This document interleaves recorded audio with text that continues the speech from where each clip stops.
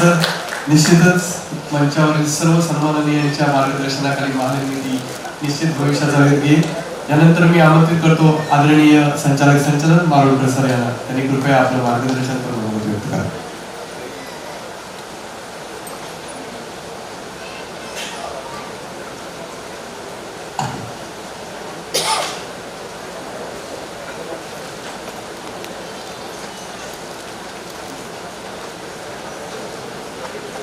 आपल्या कंपनीच्या 20व्या वर्धापन दिनाच्या सोहळ्यासाठी उपस्थित असणारे आपले अध्यक्ष, आपले कुटुंब प्रमुख माननीय श्री राधाकृष्णन साहेब, माझे सहकारी संचालक श्री हरणे साहेब, श्री चिटे साहेब, उपस्थित कार्यकारी संचालक मंचावर, समोर उपस्थित असलेले माझे सर्व अधिकारी, इंजिनियर्स अँड ऑल बाय, माझे सहकारी करीब, 20व्या वर्षात आपण पदार्पण केलेलं आहे हे साहेबांनी सांगितलं. आणि आता डोक्याचे सगळे वर्ष निघून गेले आहेत. आता आपण मॅच्युअर झाले. म्हणजे आता आपल्याला चांगलं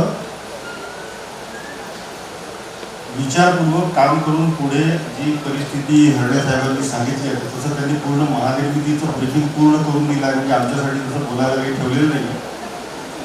पण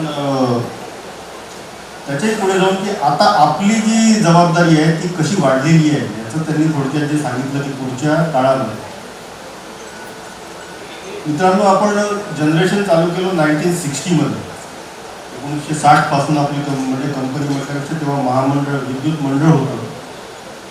आणि 2 मेगावॅट पासून आता आपण 800 मेगावॅटच्या पर्यंत म्हणजे पोहोचणार आहोत. म्हणजे किती टाइम्स आपण ग्रोथ म्हणजे काय म्हणतात झेप घेतलेली आहे ती बघण्यासारखी. 20 वर्षापूर्वी म्हणजे 19 वर्षापूर्वी आपण कंपनी म्हणून अस्तित्वात आलो आणि आता 20 वर्ष आपण 19 वर्ष झालेली. कंपनी झाल्यानंतर जे आपलं विजेचं पूर्ण क्षेत्र आहे ना त्याच्यामध्ये भरपूर ट्रान्सफॉर्मेशन झालेलं आहे. म्हणजे अर्लियर आपण कसे की आपल्याला लोकांना वीज द्यायचे, आपले टर्बाईन चालवायचे, कोळसा किती लागायचा बघायचं नाही, कॉस्टिंग बघायचं नाही, कॉस्ट सेंटर कन्सेप्ट नव्हता, कुठलं स्टेशन काय करायचं, पण आपण वीज निर्माण करायचं, वीजवरती कन्सेप्ट करतो. नंतर 2005 मध्ये 6 मध्ये जेव्हा आपण कंपनी झालो, रेग्युलेटरी बॉडीज आल्या, त्यांचे मग MYT आले आणि नंतर सिनेरिओ तसंच चेंज झाला. आपल्याला तेव्हा आयडिया नव्हती मार्केटमध्ये आता हे असं कॉम्पिटिटिव्हनेस कशी आणायची, कसं डील करायचं, कसं हे MYT काय असतं, रेग्युलेशन काय असतात. नंतर आपण त्याच्यामध्ये हळूहळू शिकत गेलो. तेव्हा एवढी कॉम्पिटिशनही नव्हती. तर आपण हे 20 वर्ष जर समजा 4 भागात डिवाइड केले तर 5-5 वर्षाचा काळ घेतला तर तुम्ही बघाल की या एनर्जी सेक्टर पर्टिक्युलर जनरेशन सेक्टरमध्ये आपल्या आणि इतर लोकांच्या पण there is a transformation, phase wise transformation in the thinking process. तुमचं marketing, commercial operations, commercial performance ह्या गोष्टी प्रामुख्याने पुढे आहेत. 5 वर्षानंतर आपण थोडंसं धडपडलो, 5 वर्षानंतर आपण पुढं स्ट्रेंथ घेतली आणि then there was a concept. तुमच्या लोकांना सगळे सिनियर लोक काही त्यांना माहिती असेल की नेक्स्ट 5 वर्ष आपण इफिशियन्सी इम्प्रूव्हमेंटसाठी खूप काम केलं. खूप आपले लोक 1-1 किलो कोळशामध्ये, 1-1 टन कोळशामध्ये कसं आपण कोल फॅक्टर कमी आणू, कसा चांगला कोळसा आणू, कसे प्लांटची इफिशियन्सी वाढू, असं आपण पुढच्या 5 म्हणजे आपल्याला तेव्हा म्हणायची की अरे तुम्हाला इफिशियन्सी अच्छी नाही. पण त्याच्यामध्ये आपण 5 वर्ष काम करून बऱ्यापैकी आपला म्हणजे आपला हे वाढवलं, हिट रेट वगैरे. नंतरचे 5 वर्ष काय झालं की पुन्हा अजून सिनेरिओ चेंज झाला, म्हणजे पर्टिक्युलरली डिमांड साईडचा. Then what happen sir, load shedding हा प्रकार सुरू झाला. डिमांड सडनली वाढली आणि आपल्याकडे जनरेशन कपॅसिटी कमी झाली. आपले जुने जे संच होते त्याच्यामधून इफिशियन्सी एवढी मिळत नव्हती. तेव्हा त्या 3-4 वर्षात मग आपण ॲज अ महानिर्मिती एक्सपान्शन म्हणजे एकदम काय म्हणतात ना त्याला महत्त्वाकांक्षी एक्सपान्शन प्रोजेक्ट्स आपण घेऊन आलो. त्यातले बरेचसे प्रोजेक्ट नंतर आपण कमी केले, पण त्यातल्या त्यात नवीन जे प्रोजेक्ट्स आणले आपले त्याच्यामध्ये चंद्रपूर 500चे 8-9 झाले, कापडखेडा 5 नंबर झालं, पारसचे 2 युनिट, परळीचे 3 युनिट, 2 युनिट पहिले आणि 1 युनिट नंतर, भुसावळचे 500चे 2 युनिट दिले आणि त्याच्यानंतर मग आपलं कोराडी 660 आणि भुसावळ 660 ही इथपर्यंत येतो. बऱ्यापैकी आपण जुनी कपॅसिटी आपली आउटडेटेड झालेली बंद पण केली. आता नंतरच्या 10 वर्षामध्ये आपल्याला आपलं आता जे म्हणजे काय म्हणतात ना, पहिले थोडं MERC पण फ्लेक्झिबल होतं, बाहेरची कॉम्पिटिशन एवढी नव्हती. आपण म्हटलं कमिशनला की बाबा एवढा खर्च आहे आम्हाला पास थ्रू करा, काही रेग्युलेशन्स एवढे स्टिंजंट नव्हते. त्याच्यामधून मार्ग काढत आपण पुढे गेलो आणि बऱ्यापैकी कंपनी सस्टेन करू लागलो आपण की बाबा ठीक आहे, नो प्रॉफिट नो लॉस किंवा 100 कोटी लॉस 100 कोटी प्रॉफिट कधी अशा याच्यामध्ये आपण चालतो. Now these last 5 years again we are saying the म्हणजे ग्रोथसाठी आपल्याला अपॉर्च्युनिटीज ओपन झाल्या. मध्ये असं चित्र होतं नॅशनली किंवा आपल्या महाराष्ट्रामध्ये, there was a circular from government of Maharashtra ER होता, त्याच्यामध्ये याच्यानंतर कुठलीही थर्मल पॉवर स्टेशन आणायच्या आधी शासनाची परमिशन घ्या आणि तो सिनॅरिओमध्ये मग आपले बरेचसे डिसिजन्स आपल्याला मध्ये जे आपण घेतले होते ते डिले करावे लागते, त्याच्यामध्ये आपल्याला स्थगिती द्यावी लागली आणि all of a sudden after Covid पुन्हा सिनॅरिओ चेंज झाला. तर व्हॉट आय मीन टू से की या 20 वर्षातही आपल्याला जर आपण असं जर बघितलं तर 5-5 वर्षांनी असं आपल्याला एक म्हणजे ड्रास्टिक सिनॅरिओ चेंजेस आणि त्याच्याप्रमाणे मग आपली ऑपरेशनची काय तयारी म्हणजे how to operate the system in next 5 years that is to be plan to. आता आपलं जसं फोरकास्टिंग झालेलं आहे की आपण 2035चा प्लॅन केलेला आहे, 2030चा प्लॅन केलेला आहे, शासनाचा प्लॅन आहे, सेंट्रल गव्हर्नमेंटचा प्लॅन आहे. तर याच्यामध्ये जसं हरणे साहेबांनी सांगितलं आता की हाऊ टू गो अहेड, त्याच्यामध्ये आता अपॉर्च्युनिटीजचे तिथे फाइंडिंग्स आहेत, कशा अपॉर्च्युनिटीज फाइंड आउट करायच्या, रेट्स आहे, कॉम्पिटिशन आहे, बॅकिंग डाऊन आहे. 2 वर्षात आपलं बॅकिंग डाऊन 70% पर्यंत we are getting backing down, 70% rate of backing down increase आहे. So all this things are म्हणजे ठीक आहे, आता हे चॅलेंजेस आहेत, पण याला आपल्याला आपल्यासारखा मी अजूनही सांगतो की आपल्यासारखा कुशल मॅनपॉवर कुठल्याही कंपनी इव्हन NTPC कडे पण नाही हे तुमचं. आणि गेल्या 2 वर्षात आपण जे पाहिलं म्हणजे जे आपल्याला मॅन्डेट दिली होती, टार्गेट दिले होते, त्याच्यामध्ये आपण बऱ्यापैकी अचीव करायचा प्रयत्न केला. पण ठीक आहे, काही कारणांनी आपण कमी जास्त होत राहतो, पण त्याच्यामध्ये जी लक्षणीय प्रगती केली particularly from the revenue side. आपण खर्च करायचो पण इन्कम व्हायचं नाही.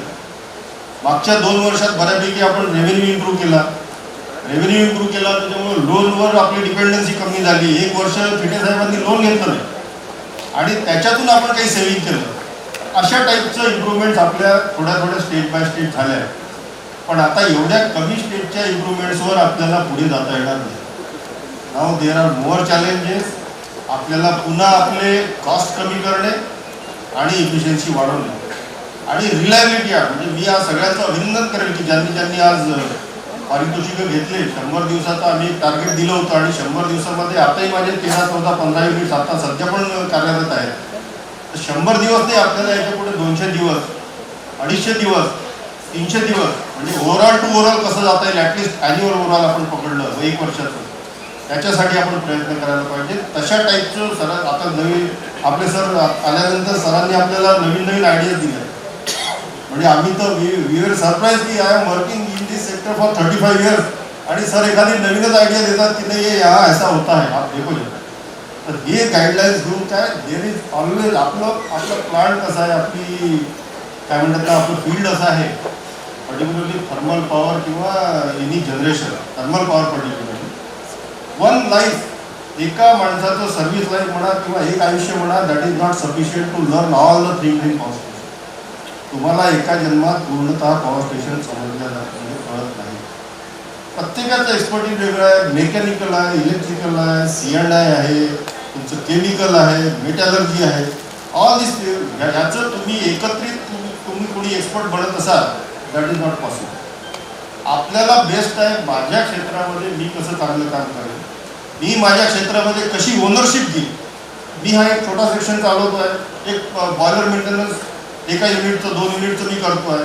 तर माझे 10 वर्षाचे लास्ट 10 वर्षाचे काय परफॉर्मन्स आहे, लेट अस ॲनालाइज द्या.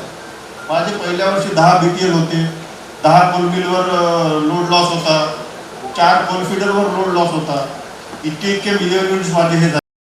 तर एका या वेळेस समजा तुम्ही 10 वर्षाचं what was the best, at least try to achieve that best. This should be our when we take a charge as executive engineer, त्याच्यानंतर त्यांचा सुपरिटेंडिंग इंजिनियर, त्याच्यानंतर त्यांचा डेप्टी चीफ इंजिनियर, त्याच्यानंतर चीफ इंजिनियर. कमीत कमी 10 वर्षाचं आपलं मागचं परफॉर्मन्स काढा. काही चांगल्या गोष्टी असतील, काही वाईट गोष्टी असतील. चांगल्या गोष्टी घ्या, pick and choose best thing what you have done in last 10 years आणि ॲक्ट अकॉर्डिंगली, प्लॅन अकॉर्डिंगली. तुम्हाला मी अजून सांगतो की जसं 70,000 मिलियन युनिट्सचं यावर्षी सरांनी टार्गेट दिलेलं आहे आपल्याला. आय एम कॉन्फिडंट की आपण हे करू शकतो. आणि आता हे MOD आणि याच्यामध्ये जे आपले लॉस आहेत, MODचे रेट आपल्याला कसे कमी करायचे. सर आता आम्ही एक वर्कशॉप घेतो आहे MOD कमी करायच्या दृष्टीने. बऱ्याचशा सर CA चेअरमन पहिल्यांदा आपल्याकडे येऊन गेले महानिर्मितीच्या हिस्ट्रीमध्ये. 20 तारखेला सर CRCचे मेंबर्स येतात इथे आपल्याकडे त्यांनी मीटिंग ठेवलेली आहे कोराडीला. ती इन्व्हायटेड फॉर दी फ्लेक्झिबलायझेशन वर्कशॉप. पूर्ण CRC, NTPC आणि सगळ्या लोकांचे आपल्याकडे मंडळी येतात आहे. आणि आता सर मार्केटमध्ये महानिर्मितीचं वजन आम्ही बघतोय तो वाढलेलं आहे. जेव्हा अदर युटिलिटीजला लोक जातात, इव्हन आपले वेंडर लोक सांगतात सर की महानिर्मितीचे क्रेडेन्शियल्स, महानिर्मितीच्या वर्क ऑर्डर, महानिर्मितीच्या purchase order they are taken as the reference better than म्हणजे NTPC पेक्षा. अरे NTPC का नाही होणार, आपण महाजनको गावं. अशा टाईपची सध्याची कन्सेप्टमध्ये आपण लोकांच्या म्हणा किंवा बाकी याच्यामध्ये चेंज झालेलं आहे. अर्थात CMD सर आणि आपली म्हणजे सरांच्या निर्देशानुसार किंवा सरांच्या गायडन्समध्ये ते सगळं होतं. आणि जे नवीन नवीन कल्पना आपल्याला देतात वी शुड ॲडॉप्ट दॅट. आणि याच्यासाठी आता परवा सरांनी की आतापर्यंत आपण ॲन्युअल ओव्हरऑल करायचो, म्हणजे लेटेस्ट आता सांगतो तुम्हाला की याच्यामध्ये इफिशियन्सी गेन किती होतं आणि who can guarantee us for 1%, 2%, 3% efficiency gain. आपण एवढे 25 कोटी, 30 कोटी, 35 कोटी खर्च करतो, एक कॅपिटल ओव्हरऑल आपण करतो, तर फायदा काय होतो. आपण घेतो बिफोर ओव्हरऑल, आफ्टर ओव्हरऑल, इतके किलो कॅलरी, हिट रेट वाढला वगैरे. पण नाही वाढला तर can that manufacturer guarantee that. हे एक्सप्लोर करा म्हणून ही नवीन आयडिया सरांनी दिली. आपली सगळी टीम आता त्याच्यावर काम करते. आता त्या मोठ्या मोठ्या कंपन्या मल्टीनॅशनल त्या भागवून गेल्या की यांना आता ऑफर कशी द्यावी. इथून आता सुरुवात आहे. They are going on discussion with their technical team, their research team, R&D सगळ्यांशी चालू आहे त्याचे की किती कुठल्या सिलेंडरची किती इफिशियन्सी वाढेल, HP सिलेंडरची किती वाढेल, IP ची किती वाढेल, LP ची किती वाढेल, टोटल मग ते हे काय राहील. They are asking for datas and data from us. अशा टाईपचं सध्या वातावरण. आणि सरांनी आल्यानंतर जे काही हे आपल्याला जे पुढच्या 5 वर्षात 10 वर्षात जे महानिर्मितीचा प्रोग्रेस करायचा आहे त्याच्यासाठी आता सरांनी जे छोटे म्हणजे छोट्याने सरांनी मोठी गोष्ट ऐकू म्हणजे आपल्यासाठी जरी असं वाटत की आपल्या डोक्यातच नाही आलं बाबा हे, या छोट्या छोट्या गोष्टीतून मोठे and this will be I will tell you if we could success in this type of performance based overhauling of the unit.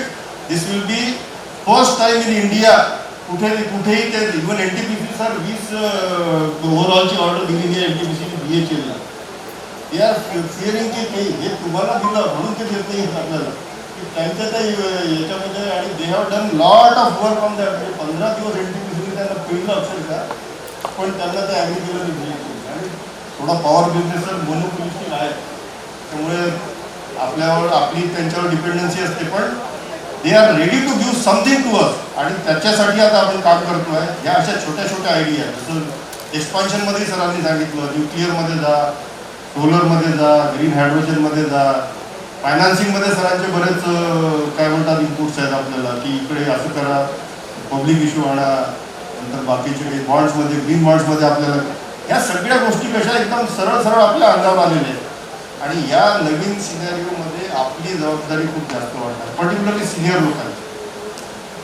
Senior लोकांची जबाबदारी याच्यासाठी वाढणार आहे की आउट ऑफ दी आपला जो जुना कन्सेप्ट आहे की मी कोळसा टाकेल, मी प्लांट चांगला ठेवेल आणि जनरेट करेल आणि बाकीचं तू बघून घे रे बाबा, असं आता चालणार नाही.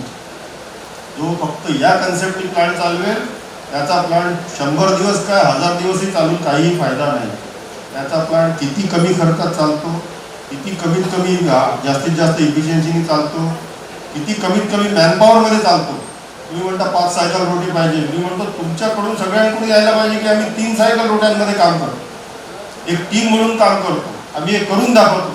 अशा टाईपच्या जोपर्यंत संकल्पना तुमच्यातून येणार नाही, सगळ्यात शेवटी काय आहे की एक माणूस किंवा CMD किंवा डायरेक्टर म्हणजे काही कंपनी नसते. तुम्ही सगळे मिळून सगळे आपण मिळून कंपनी, बोर्ड ऑफ डायरेक्टर्स आणि CMD सर तर आपल्याला गाईड करतील की काय करायला पाहिजे, काय पॉलिसीज पाहिजे, पण ऑपरेशन कसं करायचं कंपनीचं, चालवायची कशी कंपनी, हे आपल्या लोकांच्या जोपर्यंत खालपासून वरपर्यंतचे प्लांट हेड्स आणि त्यांच्या अंडरचा स्टाफ ठरवणार नाही तोपर्यंत हे पॉसिबल होणार नाही. त्याच्यामुळे आज आपण खरं तर इतके वर्षापासून आपल्या या महानिर्मिती बिझनेसमध्ये ज्या ज्या लोकांनी खूप मेहनती घेतल्या, पहिले रिटायर झाले जातात विचार, त्यांनी खूप आपल्याला शिकवलं, त्यांचंही आपल्याला खरं तर आपल्याला धन्यवाद त्यांना द्यायला पाहिजे आज. कारण आपणही काही आलो तेव्हा, आता मी JEE पासून आता 35 वर्षाच्या सर्व्हिस करून इथे आलेलो आहे. सगळ्यांना अपॉर्च्युनिटी आहे, प्रमोशन आहे, ग्रोथ आहे, फायनान्शियली आपली कंपनी चांगली आहे, पगार चांगली आहेत. या सगळ्या गोष्टी असताना परफॉर्मन्स आपलं यायलाच पाहिजे. आणि 2 वर्षापासून आपण जे प्रयत्न केलेले आहेत त्याच्यामध्ये आपण आंशिक म्हणजे थोडंसं पार्शियली आपण यशस्वी झालो आहोत, पण that is not full. We have to improve a lot. अजून आपल्याला भरपूर इम्प्रूव्हमेंटचा स्कोप आहे आणि आपल्याला ते सरांना करून दाखवायचं. या सगळं एक तुमचं मी काय म्हणतात ना त्याला एक होकार घेऊन सरांना आपल्या सगळ्यांच्या साक्षीने सांगतो की sir we will definitely do it. आणि आम्ही करून दाखवतो. परत एकदा शुभेच्छा देतो वाढदिवसाच्या महानिर्मितीच्या आणि माझ्या भविष्याच्या.